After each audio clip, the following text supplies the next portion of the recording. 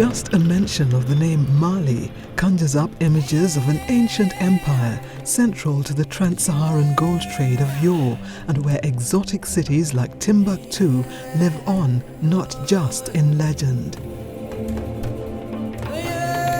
But Mali is also a modern African state, competing for its place in the world economy, its towns and cities facing the universal pressures of rapid urbanization. Bamako is the capital of this West African nation. The city stands astride the majestic River Niger. Numerous canals linked to the river traverse the land, presenting an image of plenty and belying the fact that the country wrestles with the challenge of providing clean, safe water to its urban poor. When you have very many priorities, you are forced to carefully allocate the resources that you have. In the case of Mali, we put special emphasis on access to drinking water and sanitation. In most of the projects financed by our development partners, the government also makes a contribution. ONU-Habitat, under the Water for African Cities program, has partnered with the government of Mali and a number of non-governmental organizations to address the urban water crisis. The main strategic implementation focus is on demonstrating pilot activities in the country and using that as a learning tool where we feed into bigger scale projects. The Water for African Cities program is part of ONU-Habitat's wider efforts to meet the Millennium Development Goal target of halving the number of people without access to safe water and sanitation by 2015. The program appreciates the wisdom of targeting the next generation and aims to create a new water use ethic among school children and, by extension, the wider communities. This is being done through an innovative school and community curriculum called Value-Based Water Education. At Point G School in Bamako, good hygiene practices like hand washing have been introduced. Colourful murals adorn the walls of new facilities constructed through the program, reinforcing the good hygiene message. You have a water closet for girls and water closet for boys. They relieve themselves in the school year instead of going in neighboring families. In each classroom, you have dustbin. So when students use the papers, they can leave these papers in the dustbin.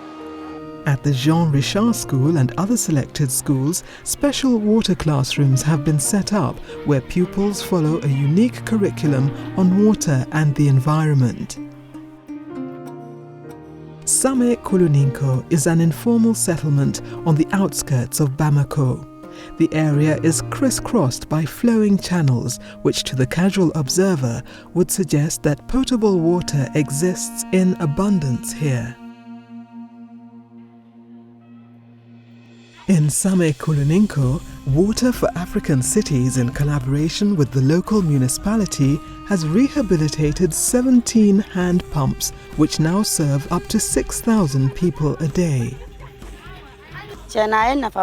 Before we had to get up at 3 a.m. to look for water, and also our children used to suffer a lot from diarrhea. Now all that has changed. One of the most important aspects of these interventions is that they be owned and managed by the respective communities and that they be sustainable. In Same Kuluninko, the pump operators have been trained to manage and maintain the facilities. Each user pays a fee to the operator, which goes towards maintenance of the pump. Kalabambugu is a neighborhood in the southwest part of Bamako city. The majority of the population is extremely poor. To help raise living standards, the Development Committee of Kalabambugu has introduced the fabrication of cement slabs used in the improvement of latrines in the community.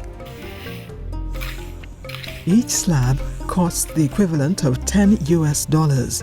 They are sold to the local and neighboring communities who purchase the slabs through microcredit schemes.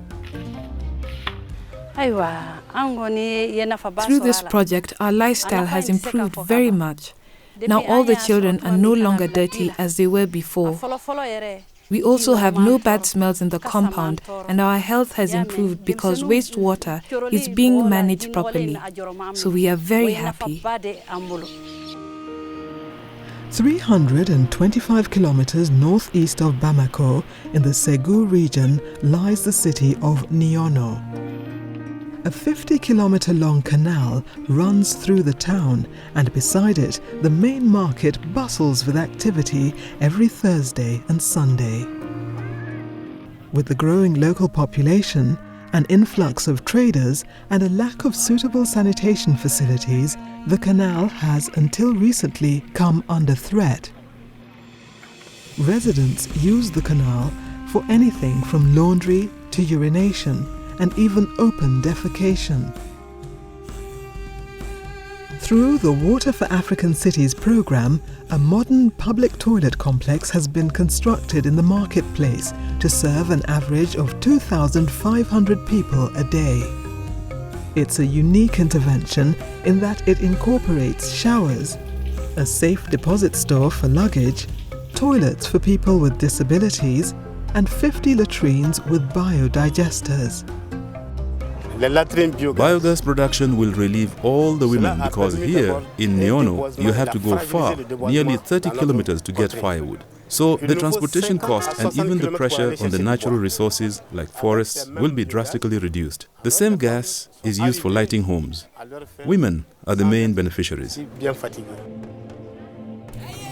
The Water for African Cities program also facilitated the construction of domestic washing bays and low-cost latrines at household level, thus improving the general state of health in the town and promoting good hygiene practices, including hand washing and quality control at water collection points.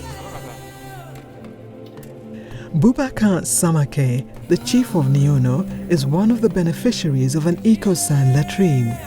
As an opinion leader in the community, he encourages other residents to construct these facilities in their own homes.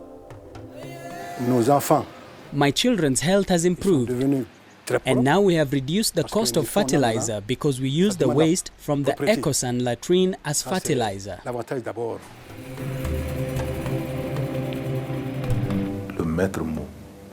The key to successful implementation of national sanitation policies in Mali is collaboration with development partners. I would like to urge UN-Habitat to act as a sort of interface with all the partners who are able to assist the Malian population to get access to sanitation services. As African cities increasingly act as engines of growth, the continent's population will continue to migrate to urban centers. The demands on governments to provide adequate sanitation and water supply will continue to rise, putting enormous pressure on resources and leaving the leadership playing catch-up to the citizens' needs.